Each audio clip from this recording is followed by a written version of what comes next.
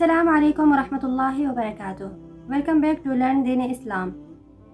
آج کا جو ہمارا ٹاپک ہے وہ ہے قرآن اور سنت کا آپس میں کیا تعلق ہے۔ آج ہم بیان کریں گے کہ قرآن اور سنت کا آپس میں کیا تعلق ہے، اس کے بارے میں ہم وضاحت سے بیان کریں گے۔ اللہ تعالیٰ نے انسان کو دنیا میں پیدا فرمایا اور اس کے لیے ہدایت کا سامان بھی فراہم کر دیا۔ یہ ہدایت کے دو بڑے سرچشموں سے ملتی ہے، اور وہ دو چیزیں کون سی ہیں؟ قرآن کریم اور سنت رسول۔ یہ دو چیزیں ہیں جو اللہ تعالیٰ نے ہماری رہنمائی کے لیے نازل فرمائی۔ قرآن مجید کی حقیقت کیا ہے؟ قرآن مجید اللہ تعالیٰ کی آخری اور کامل کتاب ہے جو قیامت تک کے لیے ہدایت کا سرچشمہ ہے ہم سب مسلمانوں کے لیے۔ یہ انسانیت کے لیے جنرل گائیڈنس ہے جس میں ایمان، عبادات، اخلاق، معاملات اور قانون زندگی کے بنیادی اصول بیان کیے گئے ہیں۔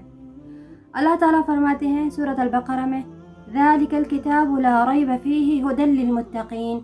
یہ وہ کتاب ہے جس میں کوئی شک نہیں، پرہیزگاروں کے لیے ہدایت ہے۔ سنت رسول صلی اللہ علیہ وسلم دراصل قرآن کی تفسیر اور عملی شکل ہے۔ نبی کریم صلی اللہ علیہ وسلم نے قرآن کی وضاحت فرمائی، اس کو اپنی زندگی میں نافذ کیا اور امت کو سکھایا کہ اللہ تعالیٰ کے احکام پر کس طرح سے عمل کیا جائے۔ قرآن نے حکم دیا کہ نماز قائم کرو، لیکن نماز کے طریقے کی وضاحت سنت سے ہمیں ملتی ہے کہ نماز کس طرح سے پڑھنی چاہیے، کتنے فرض ہیں، کتنی سنتیں ہیں، کتنی نفل ادا کرنے چاہیے اور کیا طریقہ کار ہے، یہ سب ہمیں سنت سے ملتا ہے۔ قرآن نے کہا زکوٰۃ ادا کرو، مگر وہ کس چیز پر ہے، کس مقدار میں ہے اور کس نصاب پر، یہ سب ہمیں سنت سے ملتا ہے۔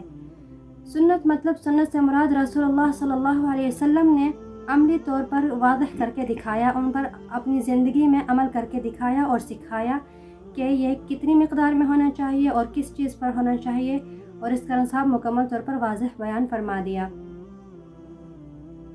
اس لیے قرآن اور سنت ایک دوسرے کے بغیر مکمل نہیں ہیں، کیونکہ قرآن مجید میں اللہ تعالیٰ نے احکام فرمائے، اور سنت رسول یہ ہے کہ نبی کریم صلی اللہ علیہ وسلم نے ان کو اپنی عملی زندگی میں نافذ کر کے ہم تک پہنچایا اور ہمیں سکھایا کہ کیسے عمل کرنا چاہیے۔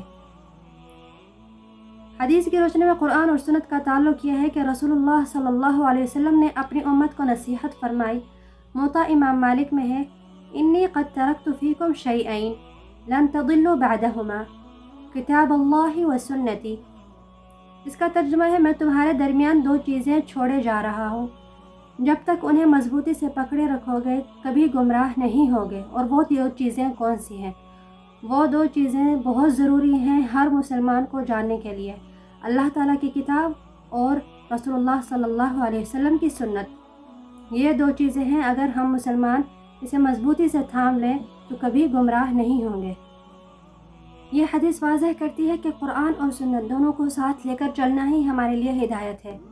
صرف قرآن پر عمل کرنا اور سنت کو چھوڑ دینا گمراہی میں لے جائے گا، اور صرف سنت کا نام لینا مگر قرآن کو نظر انداز کر دینا یہ بھی گمراہی میں لے جاتا ہے، کیونکہ ہمیں پتہ تو نہیں ہوگا کہ عمل کیسے کریں، تو یہ دونوں ہی ہمیں گمراہی کی طرف لے جائیں گے۔ اس لیے قرآن اور سنت دونوں کو ساتھ لے کر چلنا چاہیے، یہی ہمارے لیے ہدایت کا سب سے بہترین ذریعہ ہے۔ قرآن کریم میں کئی مقامات پر اللہ تعالیٰ نے سنت یعنی رسول اللہ صلی اللہ علیہ وسلم کی اطاعت کو قرآن کے ساتھ لازم قرار دیا، اور اس کی آیات بھی قرآن مجید میں موجود ہیں۔ سورۃ الحشر میں ہے، وَمَا آتَاكُمُ الرَّسُولُ فَخُذُوهُ وَمَا نَهَاكُمْ عَنْهُ فَانْتَهُوا۔ رسول اللہ صلی اللہ علیہ وسلم تمہیں جو کچھ دیں وہ لے لو، اور جس چیز سے روکیں اس سے باز آ جاؤ۔ اس کے علاوہ سورۃ النساء میں ہے، مَن يُطِعِ الرَّسُولَ فَقَدْ أَطَاعَ اللَّهَ۔ جس نے رسول اللہ صلی اللہ علیہ وسلم کی اطاعت کی، بے شک اس نے اللہ تعالیٰ کی اطاعت کی۔ جن چیزوں کا حکم اللہ تعالیٰ عطا فرما دے تو کیسے ہو سکتا ہے کہ ہم اس پر عمل نہ کریں، کیونکہ اللہ تعالیٰ نے قرآن مجید میں واضح کر دیا ہے کہ اللہ تعالیٰ کی اطاعت کے ساتھ ساتھ رسول اللہ صلی اللہ علیہ وسلم کی اطاعت کرنا بھی لازمی ہے۔ تو یہ ہم پر لازم ہے کہ آپ صلی اللہ علیہ وسلم کی اطاعت کو اللہ کی اطاعت کے ساتھ لے کر چلیں۔ اس کے علاوہ سورۃ آل عمران میں ہے، قُلْ إِن كُنتُمْ تُحِبُّونَ اللَّهَ فَاتَّبِعُونِي يُحْبِبْكُمُ اللَّهُ۔ کہہ دیجئے اگر تم اللہ سے محبت کرتے ہو تو میری پیروی کرو، اللہ تعالیٰ تمہیں اپنا محبوب بنا لے گا۔ اس آیت سے اس حقیقت کو واضح کرتی ہے کہ سنت دراصل قرآن کی عملی تفسیر ہے، کیونکہ قرآن مجید پڑھ لینے کے بعد ہمیں اس پر عمل کرنے کا جو طریقہ ہے وہ سنت سے ملتا ہے، تو سنت کو لازمی قرآن کے ساتھ لے کر چلنا چاہیے۔ قرآن اور سنت کا آپس میں بہت ہی گہرا تعلق ہے۔ قرآن کو اگر قانون کہا جائے تو سنت اس کی تشریح ہے۔ قرآن اصول دیتا ہے اور سنت ان اصولوں کو عملی زندگی میں ڈھالنے کا طریقہ سکھاتی ہے کہ کس طرح ہمیں اس میں ڈھلنا چاہیے۔ جس طرح سے قرآن نے کہا کہ روزہ رکھو، قرآن میں حکم عطا کیا گیا اللہ تعالیٰ کی طرف سے کہ روزہ رکھو، لیکن کس طرح رکھنا چاہیے، کس ٹائم پہ رکھنا چاہیے، کتنے روزے رکھنے چاہیے، یہ سب کچھ ہمیں سنت سے ملتا ہے۔ سنت نے بتایا کہ سحری و افطاری کا وقت کیا ہے اور ان کن حالات میں روزہ ٹوٹ جاتا ہے۔ قرآن کہتا ہے حج ادا کرو، سنت نے بتایا کہ حج کے ارکان اور منازل کیا ہیں۔ تو آپ سب سمجھ گئے ہوں گے کہ قرآن پڑھ لینے کے بعد ہمیں سنت کو لازمی پڑھنا چاہیے اور اس پر عمل بھی کرنا چاہیے، کیونکہ قرآن میں اللہ تعالیٰ نے بیسک جو احکام ہیں وہ نازل فرما دیے، لیکن ان پر عمل کرنے کا جو طریقہ ہے وہ اللہ تعالیٰ نے رسول اللہ صلی اللہ علیہ وسلم کے ذریعے ہم تک پہنچایا، اور آپ صلی اللہ علیہ وسلم نے ہمیں وہ سب کچھ واضح کر کے بیان فرما دیا کہ یہ کیسے ہیں اور یہ احکام کون سے اور ان پر کیسے عمل کرنا چاہیے۔ نبی اکرم صلی اللہ علیہ وسلم نے امت کو تاکید کی کہ اگر تم قرآن اور سنت دونوں کو مضبوطی سے تھام لوگے تو کبھی گمراہ نہیں ہوں گے۔ آج کا سب سے بڑا المیہ یہی ہے کہ کچھ لوگ صرف قرآن کو کافی سمجھتے ہیں اور سنت کو چھوڑ دیتے ہیں، جبکہ کچھ لوگ صرف رسم و رواج کی طرح سنت کا نام دے کر قرآن کو اوپر سے پشت ڈال لیتے ہیں، لیکن حقیقت یہ ہے کہ قرآن اور سنت دونوں لازم و ملزم ہیں۔ ہمیں اپنی زندگی کے ہر شعبے میں قرآن اور سنت کو معیار بنانا چاہیے۔ اگر ہم قرآن پڑھیں گے لیکن سنت کو چھوڑ دیں گے تو ہماری عبادت اور اخلاق ادھورے رہ جائیں گے۔ اس طرح اگر ہم نے صرف سنت کو مانے اور قرآن کو نظر انداز کر دیں تو ہم بھی گمراہ ہو جائیں گے۔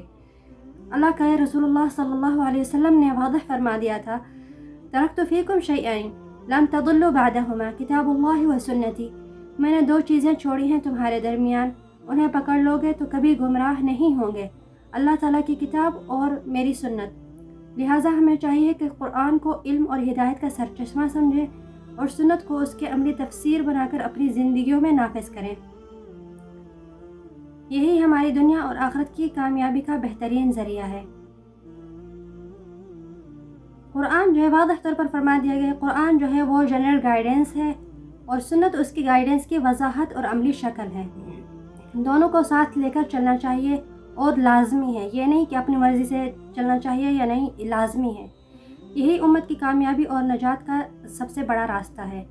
تو ہمیں نہیں بھولنا چاہیے کہ قرآن اور سنت دونوں لازم و ملزم ہیں اور ہمیں ان پر چلنے کی بھرپور کوشش کرنی چاہیے اور ان کو سیکھنا چاہیے اور ان پر عمل کرنا چاہیے۔ اللہ تعالیٰ ہم سب کو قرآن اور سنت پر چلنے کی توفیق عطا فرمائے۔ باقی واللہ اعلم۔ السلام علیکم ورحمۃ اللہ وبرکاتہ۔